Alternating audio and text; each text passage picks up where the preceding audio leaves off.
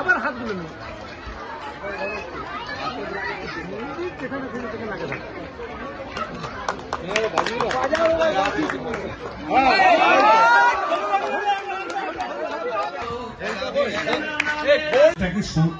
সুন্দরভাবে সাজিয়ে তুলেছে।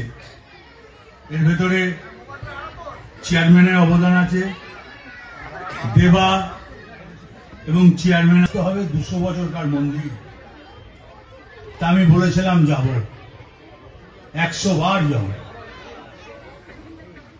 আজকে নারায়ণের 108টা নাম এইভাবে ভেসে আছে গোপীনাথ, সবই নারায়ণের অংশ। সুন্দর এক পরিবেশ, অনেক মা বোনেরা এসছেন। সবাইকে বলবো, এই গোপীনাথ তুমি সাঁইথিয়ার মানুষকে ভালো রাখো, 1 নম্বর ওয়ার্ডের মানুষকে ভালো রাখো, গোটা বীরভূম জেলার মানুষকে ভালো রাখো, গোটা পশ্চিমবাংলার মানুষকে ভালো রাখো।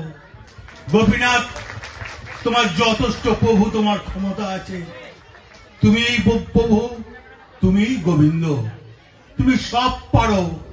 তুমি তাই বলবো, সুন্দর একটা পরিবেশ যেন বীরভূম জেলা সুন্দরভাবে সেরে যায়, কোনোদিন যেন হানাহানি না হয়, মানুষ মানুষের সঙ্গে যেন ঝগড়া না হয়, মানুষের সঙ্গে যেন মানুষের হৃদয়ের মিল থাকে।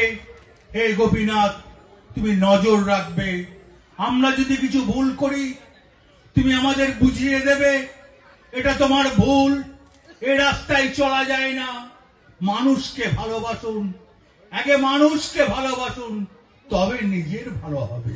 এ আমার কথা নয়, এ স্বয়ং গোবিন্দর কথা, এ আমার কথা নয়, স্বয়ং নারায়ণের কথা। তাই বন্ধু, সাঁইথায় এসে খুব ভালো লাগলো। অল কাউন্সিলররা এখানে আছেন, সব কাউন্সিলর এখানে আছেন, সাধন থেকে, পেনাকি থেকে, সঞ্জু থেকে, 1 নম্বর 12 নম্বর বললাম, সবাই আছেন। অনেক মহিলা কাউন্সিলর আছেন, এখানকার এমএলএ লীলাবতী, খুব ভালো মেয়ে। আমি যখন লীলাবতীকে ক্যান্ডিডেট করি, তখন দেবা বলছে, ক্যান্ডিডেট টিকিট পাবো? এটা অবাক হয়ে গেছিল। ওর দোষ নাই। আমরা যে কালচারে আগে ছিলাম, নাম পাঠাতাম একজনার, নাম আসতো আর একজনার। তাই বন্ধু, আজ গোপীনাথ মন্দিরে দাঁড়িয়ে বলছি, আপনাদের সঙ্গে আমি আছি।